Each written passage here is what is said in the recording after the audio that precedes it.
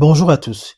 Il y a des semaines où l'actualité d'un pays ne raconte pas seulement une suite d'événements, elle révèle un état profond, une fracture, un renoncement collectif de ceux qui gouvernent à assumer la charge de protéger une nation. Cette semaine encore, au Tchad, en est la parfaite illustration. Tout s'y conjugue. Crise sociale, délitement des services publics, colère populaire, scandale administratif, tensions sécuritaires et une classe dirigeante qui, invariablement, répond par le silence, la diversion ou la célébration d'elle-même. Le décor est planté dès le début. Alors que les conflits s'enveniment dans le monde entier, le Comité international de la Croix-Rouge annonce une coupe historique de 17% de son budget et la suppression de 2900 postes. Une claque humanitaire mondiale qui aurait évidemment des répercussions dans des pays fragiles comme le nôtre, où les populations vulnérables dépendent directement de ces missions.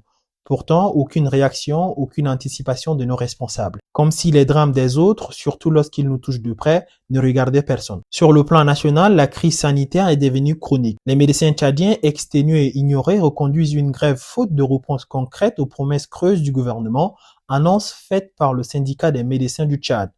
La santé publique, déjà à genoux, s'enfonce dans une paralysie qui pourrait coûter des vies, mais la seule préoccupation officielle semble être de donner 3 mois aux pharmacies pour régulariser leur autorisation, comme si le problème se limitait à des documents administratifs.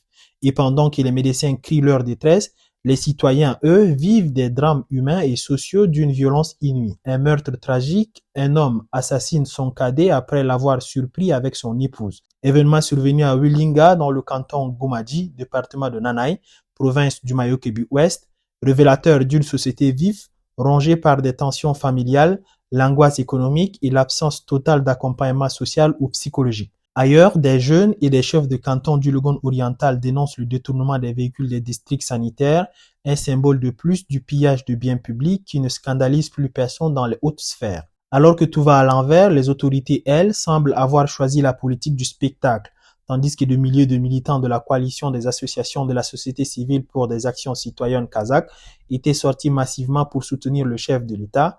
Celui-ci n'aurait, je cite, aucun souci pour la stabilité des Tchadiens, fait citation.